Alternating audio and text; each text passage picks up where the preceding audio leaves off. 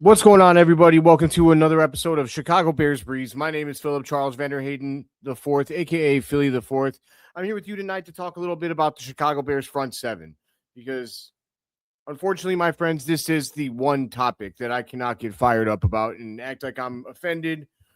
We are here for another rankings, and this time it was the Chicago Bears front seven that was ranked by Warren Sharp, which this guy, you can't convince me this guy isn't like a distant twin of Aaron Rodgers. I mean, come on. This guy looks like Aaron Rodgers is older, like less into psychedelic drugs brother, who's definitely more into analytics and not, going over to Brazil to do crazy crap with a shaman. Um, I,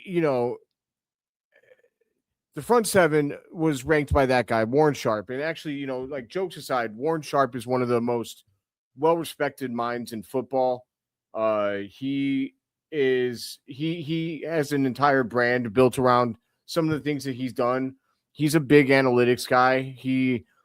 Sharpfootballanalysis.com is an entire thing. It's got all kinds of predictive NFL analytics and visualized data.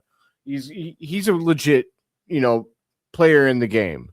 As much as I do believe that sometimes, like, I don't think that everything in football can be like broken down into just an equation. You could do your best to try and like say like, oh yeah, this is like what's going to win. If you have this and this, you'll definitely win. You could do that until the cows come home, right? But like, there's always going to be results that go against what seems to be common sense or what seems to go against, popular knowledge.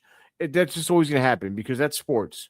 There's too much of a human element that you cannot predict everything with numbers, So, again, it's like why Jamie Vardy led Leicester City to a 5,000-1 Premier League championship in 2016. That went against everything that anybody could ever predict. I think famously, like, they had lower odds to win than Elvis Presley had of being discovered alive or something like that. Like, that's and it happened. Like, would it happen again if you ran another 20 million seasons in the same circumstances? Maybe not, but it did. And that's just, again, and I think now I wanted to say all of that to say I think that there's a very real possibility that the Bears defense can have a better year this season. I know. I'm wearing the chain and I might be just sipping on the Kool-Aid, but listen, all right, I really feel that the Bears have players that could play well, right? I think that there was a number of things going on last year that maybe contributed to all of this. First of all, ideally, hopefully we could be much, much more healthy than we were last season. And before I go on into my own analysis, let me read off some of this article. It was written by Mike Moriatis of Bears on SI, and it's concerning the rankings by Warren Sharp, where he ranked the Bears front seven 30th out of 32 teams. Only the Atlanta Falcons and Miami Dolphins were ranked beneath the Bears. And here's a couple of big passages from the article. Along with the aforementioned pass rush and pass run stop win rates, the Bears were tied for seventh fewest sacks and had the sixth worst run defense in all of football. Let me see here. Just so you know, before I move on, the Bears had the 31st worst pass rush win rate and the 26th run stop win rate. God, sorry, I can't say that without getting my words mixed up. Anyways, let me move on. There is nothing to inspire confidence that the Bears will be able to remedy those issues either, as the Bears plan on relying on better coaching and better play from the same cast. Across from Montez Sweat, Chicago is hoping that Austin Booker will take another step forward, and both Dio Odeyingbo and Shamar Turner will bounce back from their serious injuries en route to tallying more than one sack they combined for in 2025. We are excited about the guys that ended up finishing the season on the IR, the trajectory that they were on, both Dio and Shamar. When you look at it from the start of the season to the point where they both got injured, we saw growth and we saw them trending in the right direction in terms of what we want to see on game day. I think Montez Sweat had one of his better years in the NFL. Whether that shows up in the sack total or not, he's a very complete player, both in the run game and the pass game. I think you saw tremendous growth from Booker when we were finally able to get him back healthy as well. The combination of us being able to coach better and those guys taking the next step as part of the system, I think we have pretty good pieces to work with, Johnson added. The Bears are hoping Gavon Dexter, Grady Jarrett, and free agent signing Neville Gallimore won't be awful against the run again like each was last season. So I think it's very clear that the Bears now, this is not a popular decision amongst Bears Nation. A lot of people are very, very openly questioning Ryan Poles for his handling of this. That being said, a couple of notes here. This is Ben Johnson's football team as much as it's Ryan Poles. And what I mean by that is, like, Ben Johnson has, I promise you, he's the one with the real power in this organization. If he said tomorrow that he can't take working with Ryan Poles anymore, Ryan Poles would be fired. And like everyone is very well aware of that, including Ryan Poles, I think, which is why Ben Johnson has very, very a lot of say in what happens with this football team. If you don't think that the draft went exactly how Ben Johnson wanted, you're mistaken. If you don't think that Ben Johnson had all of the influence on who the Bears signed in free agency, you're mistaken. It doesn't mean that Ryan Poles doesn't have a job or doesn't do anything. I think it's very much a collaborative effort. But at the end of the day, the final say is going to Ben Johnson. Because everyone knows that Ben Johnson, he needs what he needs in order for this team to be as good as it can be. And I think everybody in the building recognizes that if Ben Johnson fails, they're all fired. Right? Like Ryan Poles isn't going to get another chance to hire another coach. So it's Ben Johnson's show, for better or worse. And now I believe in what Ryan Poles offers as well. But, you know, for all the people that want to like lose their mind about Ryan Poles, like you've got to understand that this is also Ben Johnson. Right? Like it is both of them. And I'm sure Dennis Allen has some say too, you know, as far as what he wants defensively.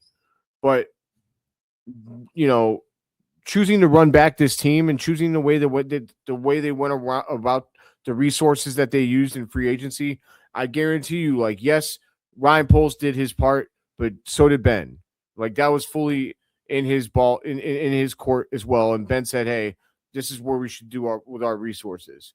So, you know, if the Bears defense lacks again this season, I promise you that they will make a big splash next offseason. But I think that there is the sense in the building that that they've already spent resources on some guys, and they spent them for a reason, and they believe that they can get more out of these guys.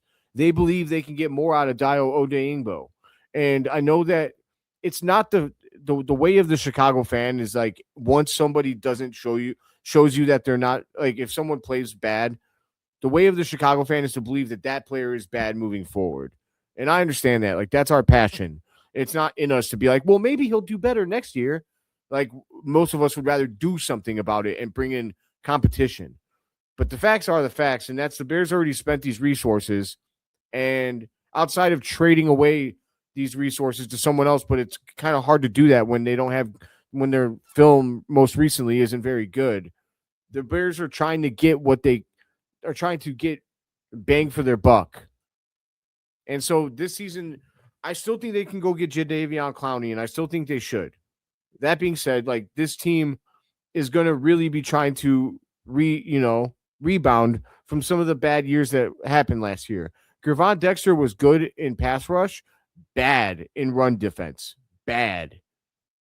Our defensive tackles were laughing stock bad in the run game. That's where it really needs to change, because if we could stop the run, at least, then we can at least depend on our great secondary to hold up for an extra second or two longer than they would if they had a good pass rush. And, you know, we can get off the field that way. I will say this. The Bears did a good job in the games that mattered last year in the playoffs of getting off the field. Some of it was helped by, like, bad field goal kicking as well. But, like, the Bears defense wasn't awful in the playoffs. But what everybody is scared about is, like, they remember that San Francisco game where we were scoring on every possession, but so was San Francisco. and we couldn't get away from, all it took was us not scoring on one possession for San Francisco to take, a sizable lead, and we couldn't come back from it.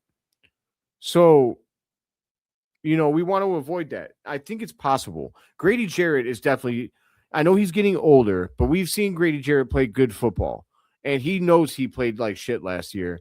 And I think that his pride is going to be a big factor in this season. I think he does not want his career to go out like this. And so I think Grady Jarrett stands a good chance of playing better football this year. Motivated Dio is apparently a thing. Even Madden knows about it. And so, hey, man, we'll see. Like, that's the thing, is like the character on this football team is high, even amongst the players that did not play well. Like, that's a big thing with Ben Johnson and Ryan Poles. They bring in high character players, guys that know, like, and those guys aren't stupid. They know that they are the ones that held our team back from being a complete team last year. If they can get better football out of themselves, this team will be so good. Because that is the one area where the Bears don't check the box for being at least average. Every other place, they're average. In many places, they're above average or elite, especially offensively. But on the defensive end, they do have a lot of talent in the secondary. Dylan Thieneman, wow. Kobe Bryant, stud. Jalen Johnson, Kyler Gordon, ballers. The problem is on the D-line. Now, Montez Sweat is a very complete player, both in the run game and the pass game. He needs help. He needs at least average play from the defensive tackle position, and he needs another pass rusher that can get after it. I think Austin Booker can be that guy. But I will say, Shamar Turner is a very interesting piece on the Bears defense this year. If he can become a solid contributor as the second round pick from last season, because he's got talent, that could be a game changer for the Bears. It's very easy to forget that Shamar Turner exists on this team. And I think he could even play a little bit of inside, like 3 technique. Very, very, very, like, he is a key player on this defense this season. If Shamar Turner can be who we hoped he was when we drafted him, that is going to take this Bears defense a long way this season. And I am very excited to see that happen. There is potential there, but can they turn their game around in just 1 year? Can they play, significantly better than they played last season? Considering how bad they were, I don't think it's going to be that hard for them to be better. But can they be better enough to be average? If they can just be an average group, this team is going to be Super Bowl contenders, period. End of story.